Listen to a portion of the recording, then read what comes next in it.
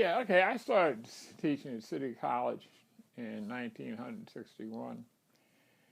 And, it was really a very good situation. It was an enjoyable department, great political science department, wonderful colleagues. I'm a hi, young little professor coming in, assistant professor.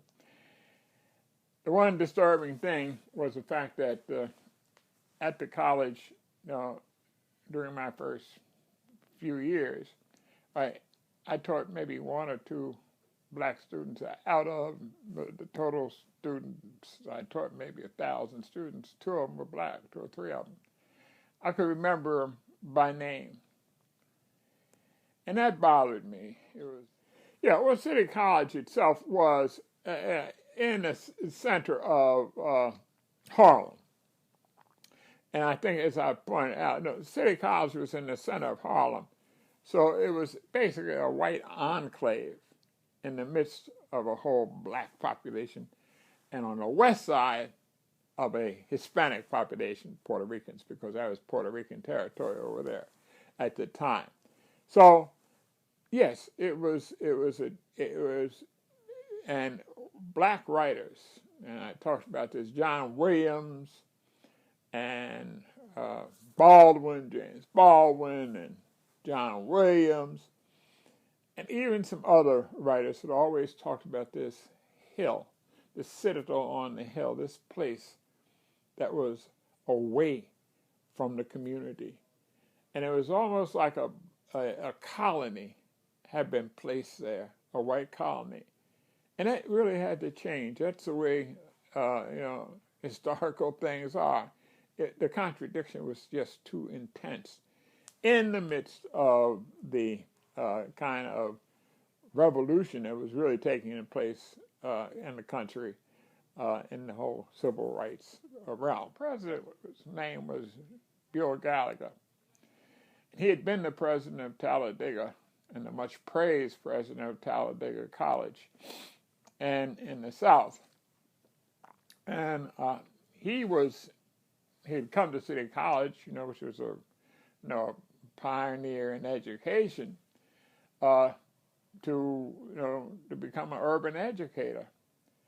So here you have this president who had been in the South and been the president of an all-black college, which was a really great school, incidentally, Talladega, and he'd come north.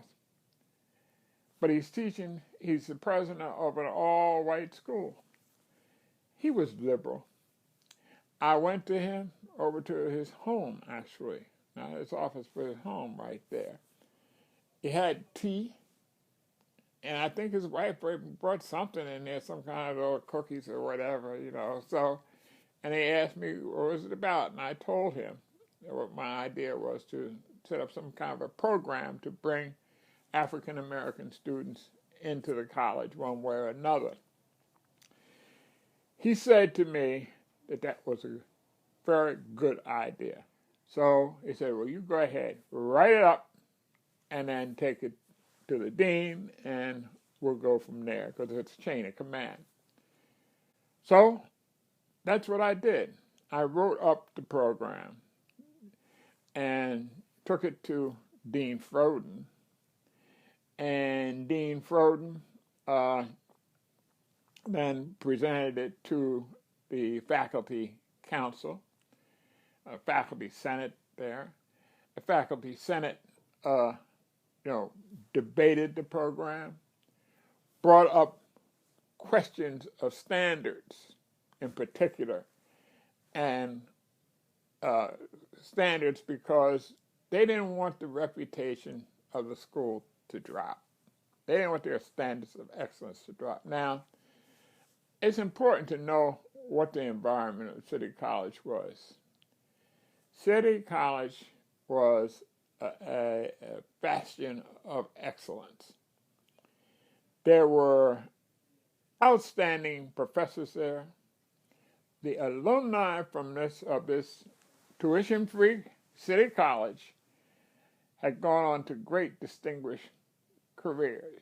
Dan Ballard, Harvard, just historians, Salk, you name them. They had Nobel Prize from CCNY.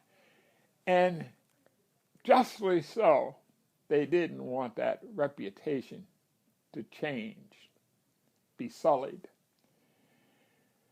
But here they were in the middle of Harlem. And as I said, and it was the time of the Civil Rights era. So this program that I, basically wrote up found a hospitable kind of reception on the part of the faculty.